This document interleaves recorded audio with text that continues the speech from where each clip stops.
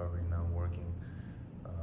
Like I said, doctor said 8 weeks at the beginning of the first MRI.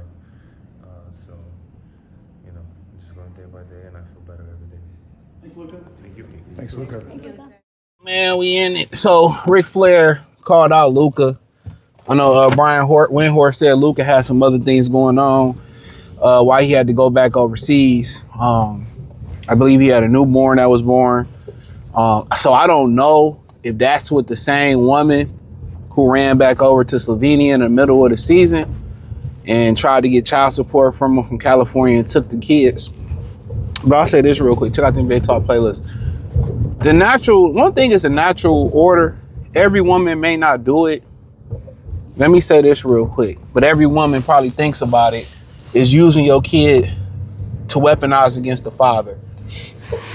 I don't think it's talked about enough. Whether you got money or your money funny, a lot of guys got issues with that. So I don't wish that on nobody, and your family first, and pretty much, it's a saying that goes around, you don't know who a woman is until she get leverage on you, And in his situation, we don't know, he could have fucked up or whatever, but I say this, it's a well-known disclaimer when you're dealing with a man's mean, especially an athlete, AK-47, Andre Kirilenko wife, let him have a hard pass a year. You know what you're dealing with. So, but yeah, Ric Flair kind of like, yeah, get out there, we need you, man. This nigga dealing with, he dealing with women problems, kid problems, newborn, took the other kid or two kids overseas. He dealing with a hamstring. And I know Ric Flair know all about that. Ric Flair been around the block, dealt with injuries. A hamstring ain't nothing you really can rush back from, respectfully. Nah, people probably talking about knee and all that. Hamstring is tricky when you start talking about soft tissue. Remember when people was talking about KD had like the little the ankle sprain or whatever, the calf strain, and it turned into an Achilles tear. When you deal with soft tissue injuries, bro, especially like the hamstring, you don't really want to rush that back. You know what I'm saying? And then, you stressing, your cortisol spiking and all that from, what you're dealing with the woman and the kid. So you got to understand it's a lot going on there. And the hamstring is just, hydration, stretching it.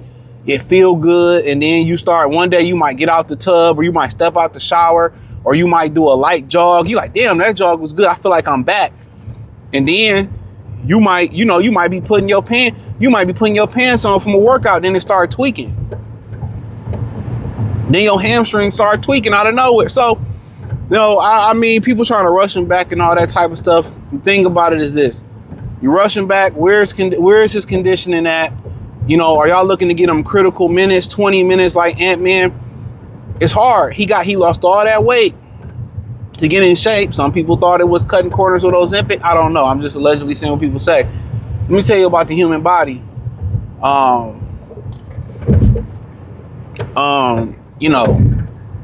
The way he lost weight, bro, he ain't put on muscle on you. Let me tell you all this. When you lose weight, people just think just losing weight is enough.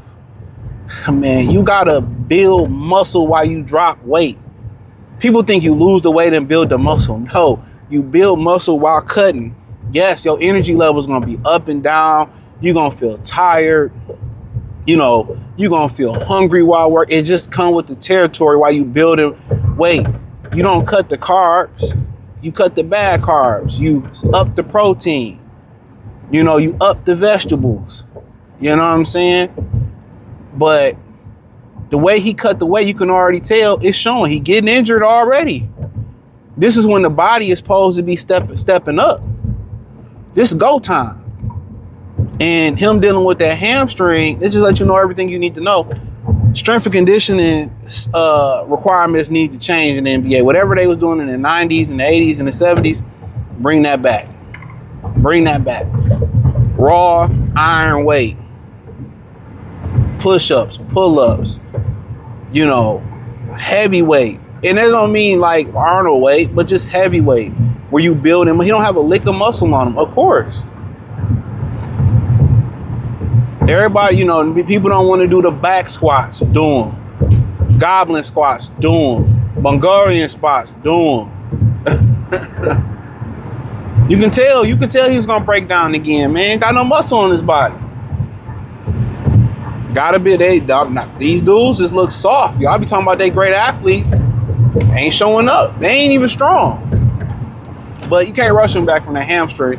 And even if he was to come back next game, he can't save you. He ain't in no type of shape to save you. So I feel what Ric Flair saying. There's a window of opportunity when anybody can win it. And I think people starting to see the Spurs, they can assert their dominance right now, and it's going to be hard to beat them, you know, or you about to catch the Spurs before they go on a dominant run. And in my opinion, with the Spurs, they going to get rid of De'Aaron Fox, and they going to take that contract, and they going to become even more lethal, you know. But really, the jump for them is just Wemby going through the ropes. Nobody jumps the ropes. You know, Magic did, but he had Kareem Abdul-Jabbar.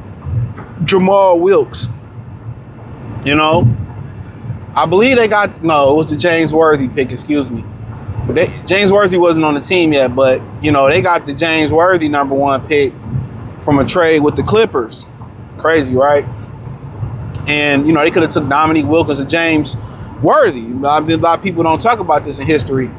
They took James Worthy because he was more of an all-around better player. Now, could you imagine Magic Johnson getting jiggy with Dominique on the wing? Yeah.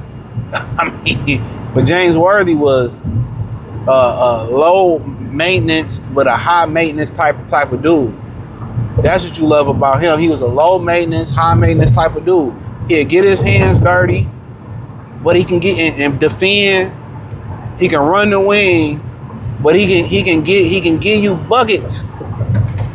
So, you know, Dominique would have been nice in that Laker uniform, but Worthy was the better fit. So, but Dominique, you know, down there in Atlanta, I know he probably think like, damn, even though Atlanta still worship him to this day, and he was really down there for and still is down there for the pinnacle of black excellence in businesses down there in Atlanta. But man, you know, you just wonder, Magic and Dominique, the fast breaks was nasty. Then Worthy was definitely worthy. You know, big game James, I mean, come on. And Dominique just stuck in like Atlanta and not being able to get over the hump. And Larry Bird said it famously. He played some goddamn D, you know, and that's why they took Worthy. But I just wanted to put that in there, man. I think a lot of people really don't know the history of the NBA. History in general, you gotta read, watch documentary, change a little bit of the stuff that you watch, but people forget. In that championship game 7 where Kareem Abdul-Jabbar couldn't go, Magic played center, but people forget, I believe Jamal Wilkes dropped the 40 ball.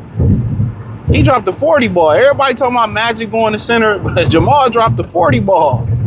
Shout out to Jamal Wilkes, player. Jamal dropped the 40 ball in the game 7 that nobody talks about. Without that 40, they don't win that shit. So shout out to the Lakers, man. Know a little bit about the history of the Lakers, man. Hit the link in the description. It say find me everywhere. X, Facebook, Kick, Twitch, Instagram, the whole 9. Join the Patreon. Check out the NBA Talk playlist. Peace.